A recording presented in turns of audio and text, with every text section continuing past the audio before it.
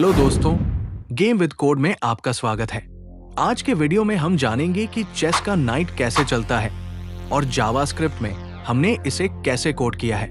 हम हर एक स्टेप को डिटेल में समझेंगे ताकि बिगिनर्स भी आसानी से समझ सके। घोड़ा हमेशा एल शेप में चलता है, 2 कदम एक डायरेक्शन में और फिर 1 कदम उसके परपेंडिकुलर में। ये एकमात्र पीस है जो दूसरों के ऊपर से कूद सकता है और इसके पास हमेशा 4 डायरेक्शंस होती है। पिछले वीडियो में हमने देखा कि पॉन कैसे मूव करता है और साथ ही रुक की मूवमेंट और उसका लॉजिक भी अच्छे से समझा। अब हम सबसे पहले एक कंडीशन बनाएंगे।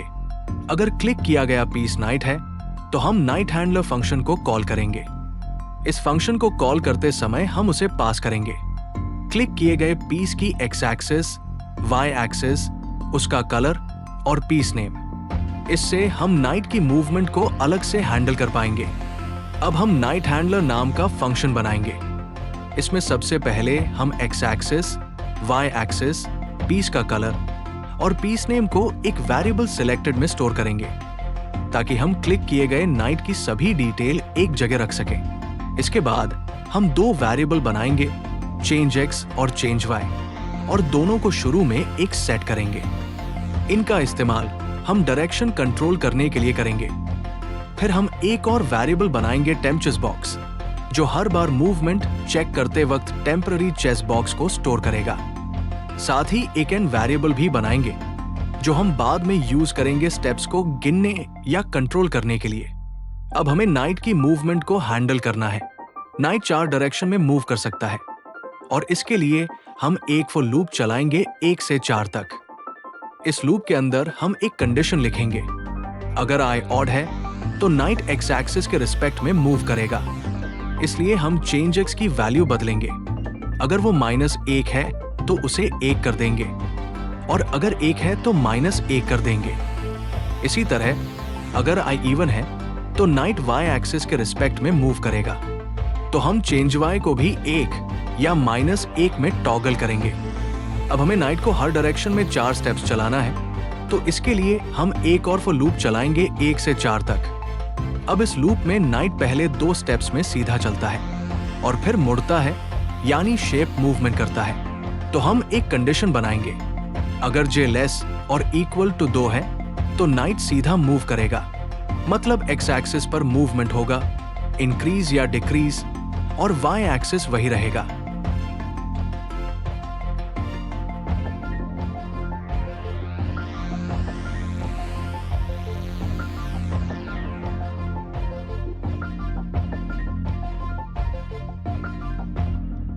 लेकिन अगर जे ग्रेटर देन 2 है तो इसका मतलब है कि अब नाइट को मुड़ना है, इसलिए हम चेंज वाई को टॉगल करेंगे 1 या -1।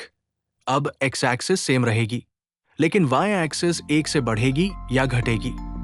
इस तरीके से हम नाइट का परफेक्ट एल शेप मूवमेंट बना सकते हैं। अब जब हमने नाइट की पॉसिबल मूवमेंट्स निकाल ली है तो हर स्टेप पर हमें यह चेक करना होगा कि जो चेस बॉक्स हम टारगेट कर रहे हैं वो अनडिफाइन तो नहीं है। तो सबसे पहले हम एक कंडीशन लगाएंगे। अगर टेम्प चेस बॉक्स अनडिफाइन नहीं है तो ही हम आगे बढ़ेंगे। इसके बाद अगली कंडीशन होगी, क्या उस बॉक्स में पहले से कोई पीस मौजूद है? अगर हाँ तो हम चेक करेंगे कि उस पीस का कलर नाइट के कलर से मैच करता है या नहीं। अगर कलर अलग है यानी अपोनेंट का पीस है तो हम उस टेम्प चेस बॉक्स को नेक्स्ट सिलेक्टेड क्लास दे देंगे, मतलब नाइट उस बॉक्स पर जा सकता है और उस पीस को कैप्चर कर सकता है। अब तक हमने नाइट की ऊपर और नीचे की मूवमेंट लिख ली है। अब बारी है लेफ्ट और राइट मूवमेंट को हैंडल करने की। इसके लिए हम एक कंडीशन बनाएंगे।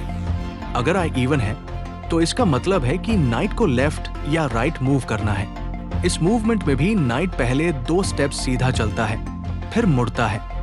बस फर्क ये है कि अब सीधा मूवमेंट वाई एक्सिस पर होगा और फिर मुड़ने पर एक्स एक्सिस बदलेगी।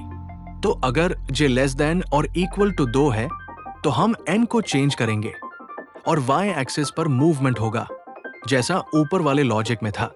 लेकिन अगर जे ग्रेटर देन 2 है तो इस बार हम वाई एक्सिस को वही रखेंगे और एक्स एक्सिस को इंक्रीज या डिक्रीज करेंगे। मतलब अब x में बदलाव होगा और y सेम रहेगा। बाकी लॉजिक वही रहेगा, डायरेक्शन टॉगल करना, टेम्प चेस बॉक्स निकालना और वैलिड मूव होने पर नेक्स्ट सिलेक्टेड क्लास देना।